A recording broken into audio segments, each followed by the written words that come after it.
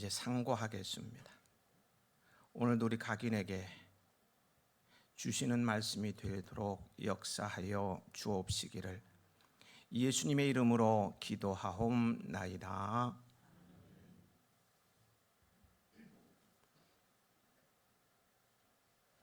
어느 아파트에 사는 한 부인의 체험담입니다. 그 부인은 아파트 이따금씩 한가할 때 응접실에 앉아서 커피를 마시든지 또는 책을 읽든지 하면서 시간을 보냈습니다. 그가 사는 아파트는 그다지 넓지 않은 작은 골목 하나를 사이에 두고 건너편에 있는 아파트와 마주 서 있었습니다. 건너편 아파트의 응접실 안이 육안으로 들여다 보일 정도였어요. 그곳이 아주 고상하게 생긴 부인이 이따금씩 응접실에 앉아서 책을 읽거나 뜨개질하는 모습이 눈에 띄었습니다. 그러던 어느 날 그녀는 그날도 커피잔을 들고서 응접실의 폭신한 소파에 앉았습니다. 자연히 그녀의 눈길은 건너편에 있는 아파트로 쏠렸습니다. 그런데 그날따라 건너편 아파트에 있는 부인의 얼굴이 흐릿하게 보였습니다. 그것을 보면서 그는 속으로 이렇게 생각했어요. 원 세상에 아무리 바빠도 창문이라도 닦고 책을 읽든지 뜨개질을 하든지 할 것이지 저게 뭐야? 얼굴은 곱상하게 생기신 분이 살림살이는 시원치 못하구먼. 그로부터 한 2주가 지났습니다. 따뜻한 봄날 큰 마음을 먹고 집안을 구석구석 쓸고 닦으면서 대청소를 했습니다. 그리고 창문도 깨끗하게 잘 닦았습니다. 그녀는 집안 청소를 다 하고 난 뒤에 피곤한 몸을 끌고 커피 한 잔을 손에 든 채 응접실 소파에 기대어 앉았습니다. 그의 눈길은 자연스럽게 건너편에 있는 아파트 응접실로 쏠렸습니다. 근데 이게 웬일입니까? 건너편 아파트에 사는 부인이 응접실에 앉아서 뜨개질을 하고 있는 모습이 마치 한 폭의 그림처럼 너무나도 선명하게 보이는 것이었어요.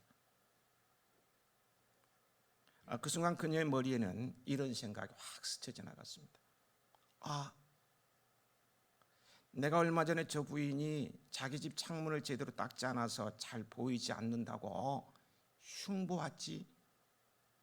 이제 보니까 내가 우리 집 창문을 제대로 닦지 않아서 그런 일이 있었네. 아이고, 내가 이처럼 어리석구먼. 그러면서요, 그녀는 자신의 경솔함을 깊이 뉘우쳤습니다. 그 일이 계기가 되어서 앞으로는 남을 함부로 판단하지 않기로 다짐했다고 합니다.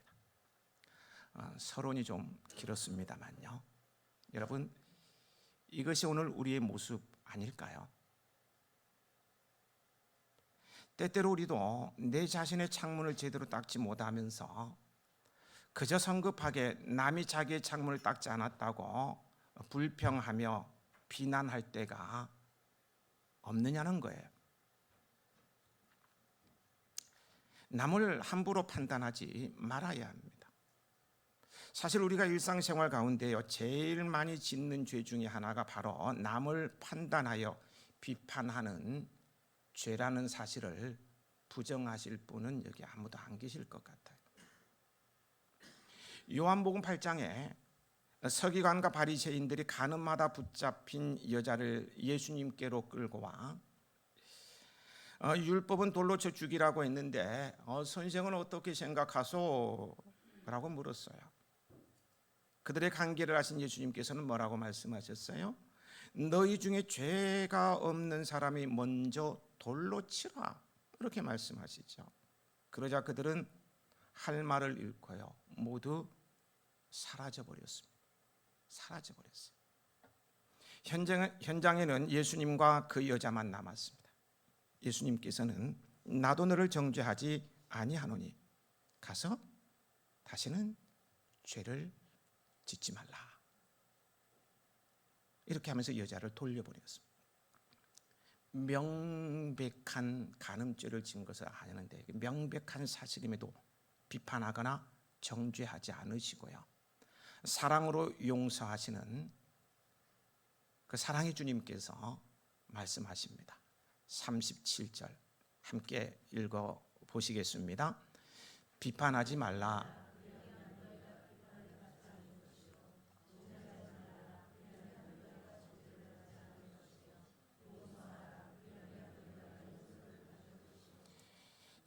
비판하지 말고 정죄하지 말고 용서하라라고 말씀하시죠.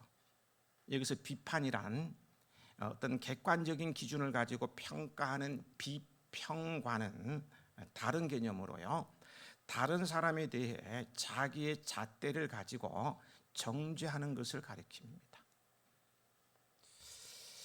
공동체 생활을 하다 보면은요, 이런 성품들이 그대로 드러나는 것을 보게 됩니다. 성도를 비판하고 목사를 비판하고 이 사람은 이래서 그렇고 저 사람은 저래서 그렇다고 이렇게 비판하고 정죄하는 사람도 있다는 거예요. 마치 자신은 의인인 양 말입니다. 그런 사람을 만족시킬 만한 사람은 세상에 거의 존재하지 않습니다. 내면이 이미 부정적인 상태가 되어 있기 때문에요. 똑같은 것을 보아도 부정적인 것부터 느낄 수밖에 없는 성품인 것입니다. 여기 트리나무가 있어요. 내면이 긍정적인 사람은 와 좋다, 솜씨 좋다 할 텐데 부정적인 사람은 뭐야 저거 저 따위로 했네, 저거 이렇게 했습니다. 부정적인 생각부터 하게 돼요. 예를 든 겁니다. 딱 보는 순간 부정적인 생각 막 보인다는 것이죠. 그런 사람은요, 그 인생의 천지개벽이 일어나서 주님께서 뒤집어 놓기 전에는요, 그의 인생의 주인공이 될 수밖에 없어요. 스스로 피곤하게 살고요, 불쌍한 인생이죠. 이런 사람은 멀리할수록 우리가 좋습니다. 그런 사람 멀리할수록 내가 편안한 거죠. 정죄한다는 것은요, 비판하는 것보다 더 적극성을 띠는 것을 말합니다. 아예 색안경을 쓰고 정죄할 내용을 찾아 나서는 것이다. 이렇게 말할 수 있을 것 같아요. 남을 정죄하는 사람의 특징이 무엇인지 아세요? 자신의 인격이 삐뚤어져 있다는 것을 전혀 모른다는 거예요. 신앙 인격이라는 것은 그 사람의 은복의 그릇입니다. 신앙 인격이 바로 서야 돼요. 신앙 인격을 잘 닦고 바로 서야 주님께서 주시는 복들을 풍성하게 받아 누릴 수 있는 것입니다. 남을 정죄하는 사람은요, 이미 그 인격이 삐뚤어져 있기 때문에 자신의 기준에서는 바른 말인 것 같지만요, 남에게는 상처를 주는 말이 되는 거예요. 상처를 주면서도 상처를 주는지도 몰라요. 너무 잘나서 말이에요, 자기가. 이 정죄하는 사람의 또 하나의 특징을 들자면 자신에게 주어지는 판단과 정죄에 대해서는요, 견디지를 못한다는 거예요. 그래서 막 분노하고 자신의 정당성을 대변하고 막 씩씩거리면서 위협하는 등 대먹지 못한 폭군이 됩니다. 왜? 예수님께서는 이처럼 비판하지 말고 정죄하지 말라고 말씀하시는 것일까요? 세상 사람들과 같이 비판하면 되는데 왜 우리에게는 그러지 말라고 말씀하시느냐는 거예요. 하나님께서는 예수님을 통해서요, 우리를 그분의 자녀요, 백성으로 삼아 주셨습니다. 뿐만 아니라 이에 합당한 많은 권세와 은사를 우리에게 선물로 주셨어요. 하지만요, 분명 기억해야 할 것은 하나님께서 우리에게 주신 그 모든 권세와 은사는 단 하나도 예외 없이요. 모든 남을 돕고 덕을 세우는 데 필요한 것들로 그렇게 하라고 주신 것입니다. 다른 사람을 공격하고 해하라고 주신 것이 아니라는 거예요. 하나님께서 나에게 특별히 분별력을 주시고 많이 배우게 했다면 그걸 가지고 다른 사람을 판단하고 정죄하라 준 게 아니라는 거예요. 물질을 선물로 주셨는가요? 그거 가지고 다른 사람 없이 여기면 안 된다는 거예요. 사람들은 남을 비판하는 것을 가볍게 여기거나 또 뭐 재미로 할 수도 있지만요, 뭐 재미 삼아서 남을 막 비판할 수도 있지만요, 비판을 받는 사람은 깊은 상처를 입고 신음하게 되어요. 예를 들어서요, 제가 어렸을 때 그런 경험을 많이 했는데요, 어린 아이들이 장난 삼아서 어떤 우물 연못에 있는 개구리에게 돌을 던지지만요, 돌을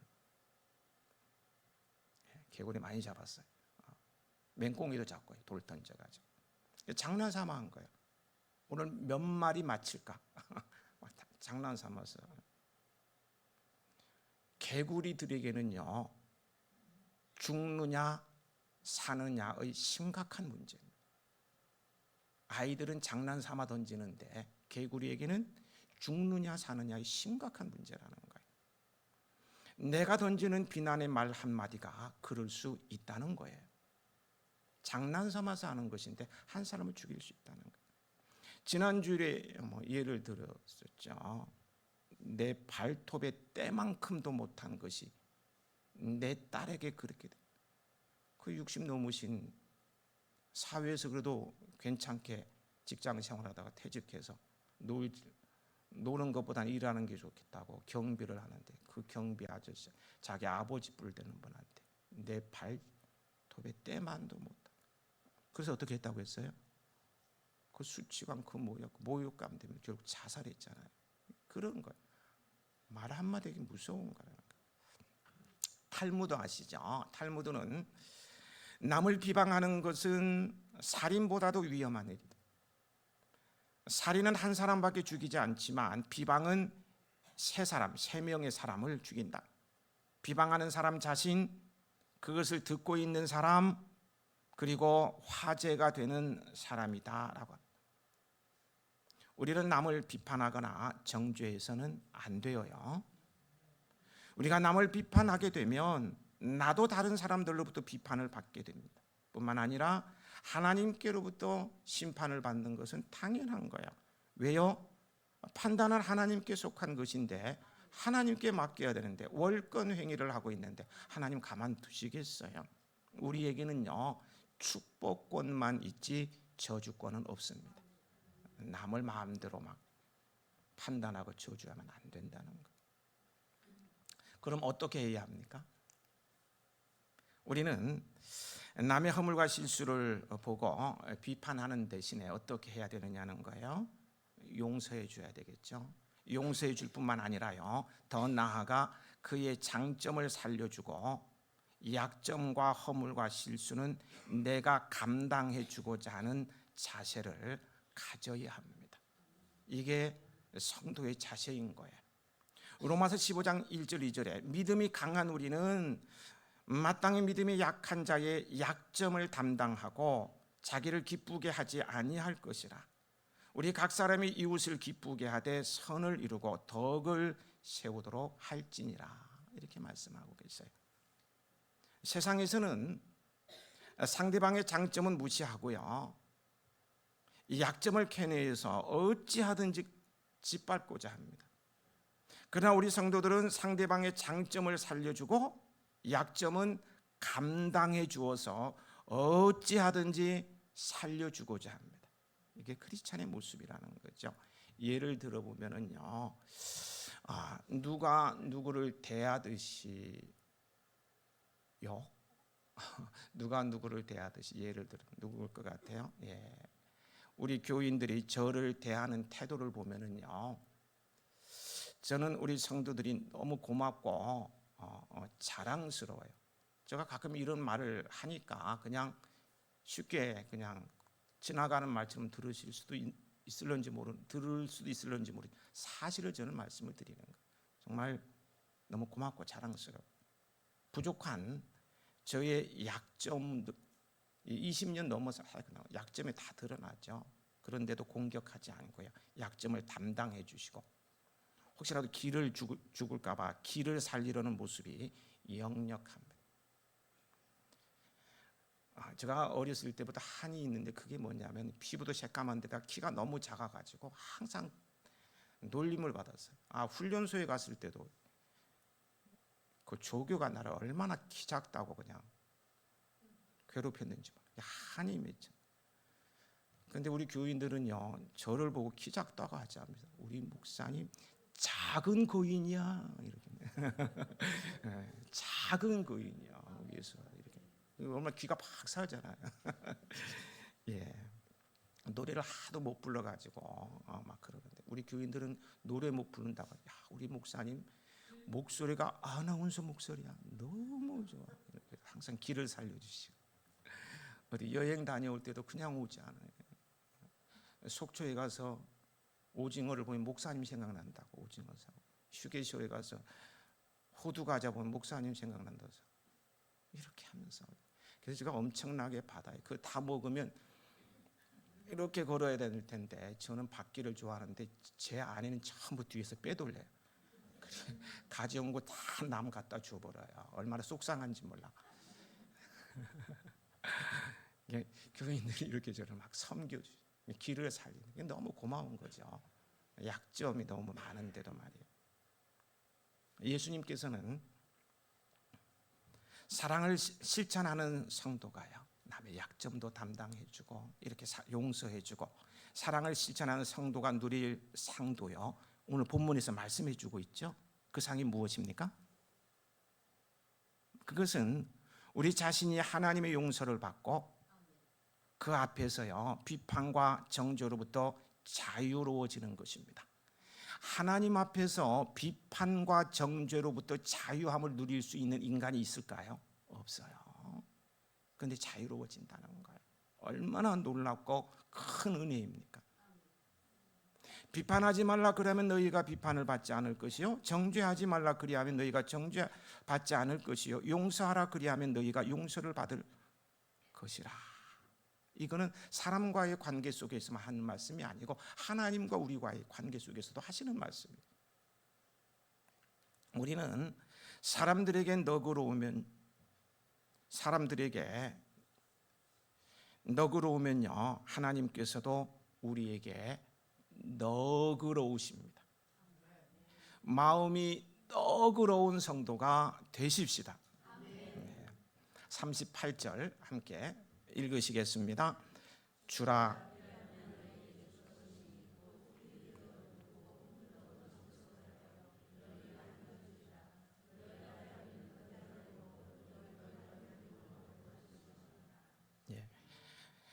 받으려고 하지 말고 뭐라고 말씀하고 있습니까? 주라고 말씀하세요. 주라. 그리하면 너희에게 줄 것이니. 근데 죄악의 본성을 가진 사람들은요, 주기는 싫어하지만 받기는 좋아합니다. 선물 받기를 좋아하고요, 인사 받기를 좋아합니다. 또한 인정받고 섬김받고 사랑받는 것을 너무너무 좋아합니다. 사람들이 왜 받기를 좋아하는지 아십니까? 받는 것이 복이라고 생각하기 때문에.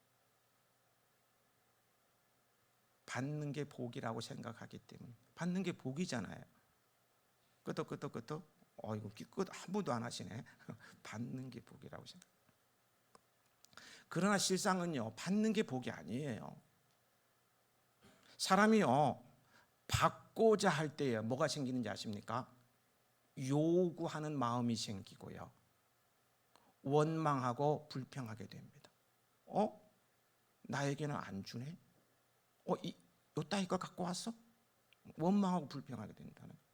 그러면서 사람의 관계성이 파괴될 뿐만 아니라 다툼과 분쟁이 일어나게 됩니다. 야, 나는 너 30만 원짜리 줬는데 너 3만 원짜리만 가져와? 이러면 분쟁이 생겨버린다는 거예요. 받고자 하면요, 내면이 점점 비참해집니다. 오늘 우리 사회의 가장 큰 문제는요, 받는 문화는 형성되었지만 주는 문화가 형성되지 않았다는 거예요. 사람들은 복을 받기를 원하지만 복을 나누어 주고자 하지 않는다는 것입니다. 가진 자들이 가지지 못한 자들과 함께 나누고자 하기보다 어찌하든지 더 긁어 모으고자 혈안이 되어 있습니다. 이로 인해 사회는 부익부 빈익빈 현상이 뚜렷해지면서 내부적으로 점점 썩어 들어가고 있습니다. 이러다가 예전에 동학혁명과 같은 그런 어려움이 처할까 때로는 걱정돼요. 어렵게 사는 분들을 보면 너무 심해요. 우리 그리스도인들이 너그러운 마음으로 적극적으로 주는 생활을 함으로써 주는 문화를 형성해 나갈 때 이 사회는 점점 밝아질 것입니다. 밝아질 거예요. 주는 생활을 하면 어떻게 됩니까? 거기 뭐라고 말하고 있습니까? 곧 후이 되어 누르고 흔들어 넘치도록 하여 너희에게 안겨주리라. 이는 곡식을 줄 때 누르고 흔들어 넘치도록 되로 되어서 풍성하게 안겨준다는 것을 의미하죠. 우리 하나님은요, 여러분 부유하신 분이십니다. 아세요? 부유하신 분이에요. 복 주시기를 원하시는 분이셔요. 그런데 얼마나 복 주시기를 원하시는가 하면요, 복을 줄 꼬투리만 있으면 복 주십니다. 어떤 사람은 싸울 꼬투리만 있으면 시비 걸고 싸우는데 우리 하나님은 복 주실 꼬투리만 있으면 복 주시기를 원하시는 분이에요. 민수기 6장 24절 26절 여호와는 내게 복을 주시고 너를 지키기를 원하며 여호와는 그의 얼굴을 내게 비추사 은혜 베푸시기를 원하며 여호와는 그 얼굴을 내게로 향하여서 평강 주시기를 원하노라. 꼬투리만 있으면 복 주시려고 합니다. 하나님께서는 이렇게 복 주시기를 원하시지만요, 문제는요 우리의 내면성의 문제입니다. 복을 받으려면 복을 받을 만한 그릇이 형성되어야 합니다. 내면 세계 형성이 되어야 돼요. 하나님께서는요 아무리 복을 많이 주시려고 해도요 내 마음에 그 간장 종지 아세요? 간장을 담는 종지, 조그만한 거요. 내 마음속에 간장 종지만 이런 그릇을 가지고 있으면요 복을 많이 받을 수가 없는 거예요. 우리가 적극적으로 주는 생활을 함으로써요 믿음의 그릇을 크게 키워 나가야 합니다. 주는 것만큼 그릇이 커지는 거예요. 자꾸 주면서 믿음의 그릇을 키워 나가야 된다. 그때 하나님께서 넘치도록 우리에게 복 주실 것입니다. 고린도후서 9장 8절이죠. 하나님이 능히 모든 은혜를 너희에게 넘치게 하시나니 이는 너희로 모든 일에 항상 모든 것이 넉넉하여 모든 착한 일을 넘치게 하게 하려 하심이라. 주는 생활은 행복의 비결입니다. 그래서 예수님께서는 주는 자가 받는 자보다 복이 있다고 사도행전 20장 35절에 말씀하시잖아요. 또 잠언서 11장 24절 25절 말씀은요 주는 생활의 행복을 이렇게 증언합니다. 흩어 구제하여도 더욱 부하게 되는 일이 있나니 과도히 아껴도 가난하게 될 뿐이니라. 구제를 좋아하는 자는 풍족하여질 것이요 남을 윤택하게 하는 자는 자기도 윤택하여지리라. 주는 생활과 받는 생활은 많은 분들이 그렇게 예화를 들죠. 갈릴리 바다와 사해로 비유되기도 합니다. 갈릴리 바다 가보셨습니까? 사해. 성지순례 한번 가야 되겠습니다. 한번 다녀오십시다. 아멘. 날바다 한번 가봤으면 좋겠네요. 가보면 참 갈릴리 바다 의미가 있고 헬몬산도 너무 멋있는데요. 그 갈릴리 바다는요 헬몬산에서부터 물을 받아들여서 사해로 내보냅니다. 이곳의 물은요 갈릴리 물은요 고이지 않고 흐르기 때문에요 신선하고 늘 맑고 푸릅니다. 또 싱싱하고 맛있는 물고기가 많이 잡히기로 유명합니다. 그래서 갈릴리 해변에 가면은 생선 음식집이 굉장히 많습니다. 그리고 베드로 고기는 없어서 못 팔 정도. 고기가 막 잡히니까. 그러나 사해는요, 물을 받기만 하고 내보내지 않음으로 생명이 살 수 없는 죽은 바다가 되고 말았습니다. 그래서 사해 가보면은 음식점이 없죠. 고기 파는데. 거긴 가면은 물 위에 둥둥 떠는 것만 있어요. 물 위에 둥둥 떠보게 소금 위에 웃으면 뜨니까 그런 관광을 하고. 주는 생활을 할 때 갈릴리 바다와 같이 생명력이 넘치지만 받는 생활을 하게 되면 사해와 같이요, 심령이 부패하고 썩고 맙니다. 주는 생활이 행복의 비결입니다. 네. 그런데 주는 생활을 하려면 여유가 있어야 되지 않는가라고 생각하는 분들이 많고요. 또 실질적으로 저에게 그런 말씀을 하시는 분도 계셨어요. 주고 싶은데 줄 것이 없다고 말해요. 생존 경쟁이 심한 사회에서 나와 내 식구도 먹고 살기가 힘든데 남에게 줄 것이 어디 있느냐. 그렇게 배부른 소리 하지 말라고. 그리고 여유가 있으면 나도 주는 생활을 할 텐데 둘째 가라면 서러울 정도, 나도 기부자가 될 거라고. 그러나요, 그런 사람은 여유가 생기면 욕심이 생겨서 더 인색한 것을 보게 됩니다. 주는 생활은요, 결코 물질에 있지 않고 마음에 있습니다. 이는 물질의 문제가 아니라 믿음의 문제요, 가치관의 문제인 거예요. 우리가 믿음으로 주는 생활을 하고자 할 때요, 없는 가운데서도 얼마든지 줄 수 있습니다. 콩알 반쪽부터 시작해서요, 줄 것이 너무 많아요. 너무 많다고요. 믿음의 문제고 가치관의 문제인 거예요. 38절 후반절은요, 우리가 적극적으로 주는 생활을 하면 그것이 그대로 자기에게 돌아옴을 말하고 있죠. 너희가 헤아리는 그 헤아림으로 너희도 헤아림을 도로 받을 것이니라. 이 말씀은 적게 심은 자는 적게 거두고 많이 심은 자는 많이 거두리라는 고린도후서 9장 8절의 말씀의 뜻과 같아요. 우리가 많이 거두기를 원한다면 많이 심어야 합니다. 다른 방법이 없어요. 많이 주어야 한다는 거예요. 주는 생활을 하는 개인이나 교회는요, 반드시 하나님의 복을 받아서 흥왕하게 되지만 주는 생활을 하지 않는 개인이나 교회는 반드시 쭈그러들게, 풍선이 바람 빠지면 쭈그러들시지요. 어느 순간은 자꾸 쭈그러들고요, 망하게 됩니다. 주는데 부지런한 교회요, 성도들이 되시길 축복합니다. 41절부터 나오는 티와 들보에 대한 이야기는요, 그 37절에 남을 비판하지 말고 정죄하지 말라는 말씀과 연결되는 말씀입니다. 우리나라의 똥 묻은 개가 겨 묻은 개 나무란다는 속담과 같은 의미를 가지고 있어요. 예수님께서는 이런 사람들을 한마디로 외식하는 자라고 표현하십니다. 외식한다는 것은 겉으로 꾸민다는, 쉽게 말하면 위선자라고 할 수 있습니다. 예수님께서는요, 위선자를 굉장히 혐오하셨어요. 그리고 막 저주까지 하십니다. 차라리요, 눈에 띄는 죄인이더라도 자신이 죄인임을 잘 알고 있는 경우가 더 낫다고 하셔요. 왜 그래요?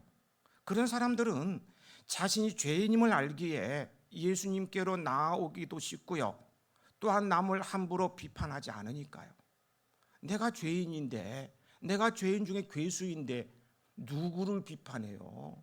안 한다는 거예요.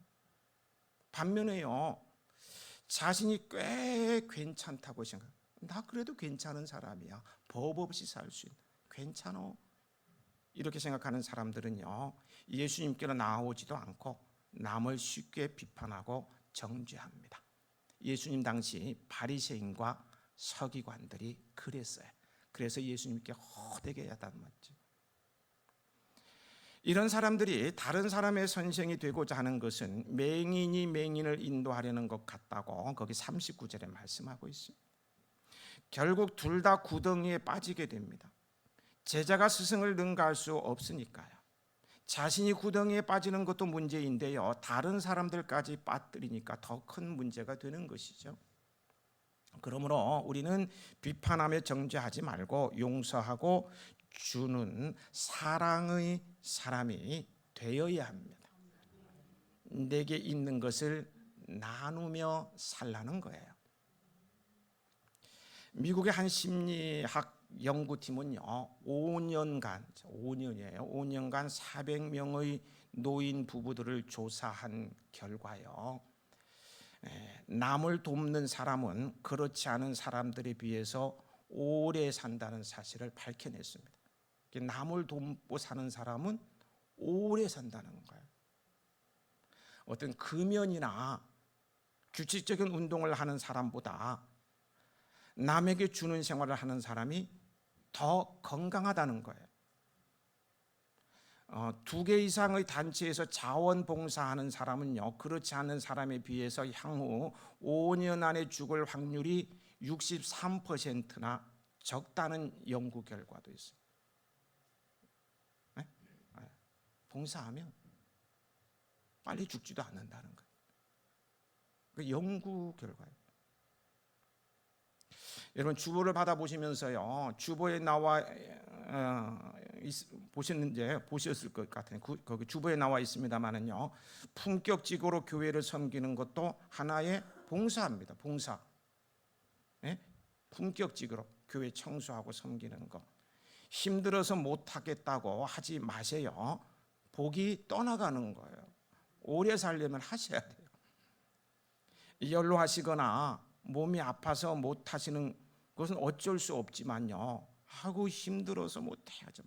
힘들어도 집안 청소는 하듯이요, 하면은 그것이 복이 되어서 건강도 유지되고 오래 살게 되는 것입니다. 아멘 하신 분들 백수까지 건강하시죠. 미국의 대부호였던 록펠러는 사업적으로, 잘 아시지만 록펠러 잘 아시죠? 사업적으로 절정기에 있던 55세 때, 55, 요즘으로는 청년이죠. 건강에 빨간불이 켜졌습니다. 이제 더 이상 못 살아요. 그때요, 그가 머리에 확 스쳐 들어간 게 뭐였냐면요, 죽으면 다 소용없다.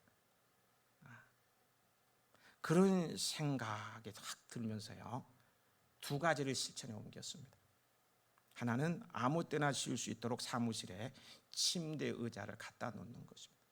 저도 3년 전에 침대 의자를 목양실에 갖다 놨어요. 또 하나는요, 자기의 재산을 나누어서 남에게 기쁨을 주는 것이었어요. 그때 이후는요, 돈을 버는 데보다는요, 엄청난 재산을 자선과 기부에 쓰는 일에 시간을 돌렸습니다. 록펠러는 그로부터 40년을 더 살았습니다. 몇 살에 건강에 빨간불이 왔다고요? 55. 그래서 죽는 줄 알았는데 이렇게 자선을 하면서 40년을 더 살았어요. 나 산수가 잘 안 돼. 55 플러스 40 하면 와, 당시 95세까지 건강하게 살아요. 대단한 거. 우리는 지금 100세 시대에 살고 있습니다. 내가 100세까지 산다는 전제하에요, 남은 날을 계수해 보세요. 물어보십니다. 계수해 보니까 나는 이제 10년밖에 못 살아. 우와, 아무도 없으시네. 10년이면 강사님이 변하는데 다들 오래 사실 거네. 100세에서 계산해 보면 몇 년 남으셨느냐는 거예요. 남은 기간 동안 남을 비판하며 정죄하지 말고 용서하고 베푸는 삶으로 건강하고 존경받으며 품격 있게 살다가 후회 없이 하늘 아버지 품에 안길 수 있다면 이것이야말로 여러분 복 중에 복 아닐까요? 여러분에게 이런 은혜가 있기를 축복합니다. 노벨 문학상을 받은 헤르만 헤세, 작품들을 읽어보신 분들이 많을 텐데요. 저도 그 데미안 책을 읽기는 읽었습니다만 기억을 하나도 안 나요. 그의 단편 어거스트를 소개하면서요, 오늘의 말씀을 맺겠습니다. 아이를 낳지 못하는 부모가 있었습니다. 두 사람에게는 자녀가 없어 고민하게 되었어요. 그런데 오랜 세월이 흐른 후에 다행스럽게 아들을 낳게 됩니다. 그 아들의 이름이 바로 어거스터스였습니다. 그가 태어나기 전에 한 신비한 노인이 밤중에 그 어머니에게 나타났습니다. 그리고는 당신의 아들의 탄생을 축하합니다. 이 아이를 위해서 내가 꼭 한 가지 소원을 들어주겠습니다. 소원이 무엇입니까? 라고 물었어요. 어거스터스의 어머니는요, 곰곰이 생각하다가 이렇게 말하였습니다. 이 아이가 자라면서 모든 사람에게 사랑을 받으며 살게 해주십시오. 너무 좋죠? 눈치가 빨라서 말씀. 예. 그녀의 소원은요, 그대로 이루어졌습니다. 어머니의 소원 그대로. 아이는 자라면서요, 많은 사람들로부터 사랑을 받았어요. 그러나 그의 삶은 행복하지 않았습니다. 그는 사랑을 받을 줄만 알았을 뿐 사랑을 베풀 줄을 모르는 정서적 장애자가 되었고요. 그런 그의 인생의 말년은 나이가 늙어갈수록 점점 외롭고 비참해졌어요. 그때 노인이 어거스트를 찾아왔어요. 내 소원이 무엇이냐? 한 가지만 들어줄게. 하자 어거스트는요, 조금도 망설이지 않고요, 잠시 머뭇거리지 않고 바로 대답합니다. 사랑을 받기보다 남에게 사랑을 베풀며 사는 사람 되게 해주세요. 사랑을 받기보다 남에게 베풀면서 사는 사람 되게 해주십시오.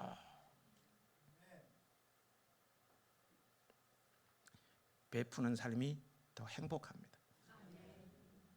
사랑의 본질은 받는 것이 아니라 주는 것입니다.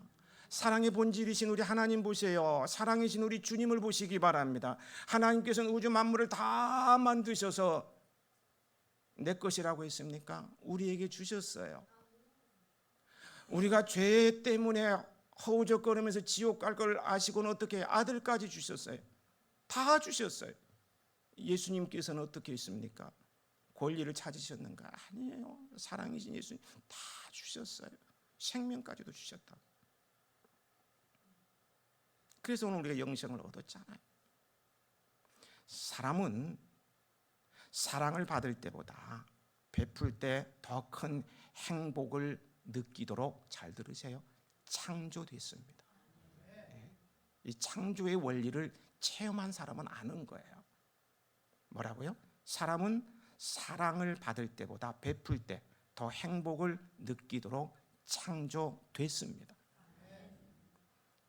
주는 삶이 더 행복합니다. 아버지 하나님, 주는 삶이 더 행복하다는 이 사실을 생활 현장에서 체험하며 누리며 살아가는 사랑하는 성도들 되게 하여 주옵시기를 예수님의 이름으로 기도하옵나이다. 찬송.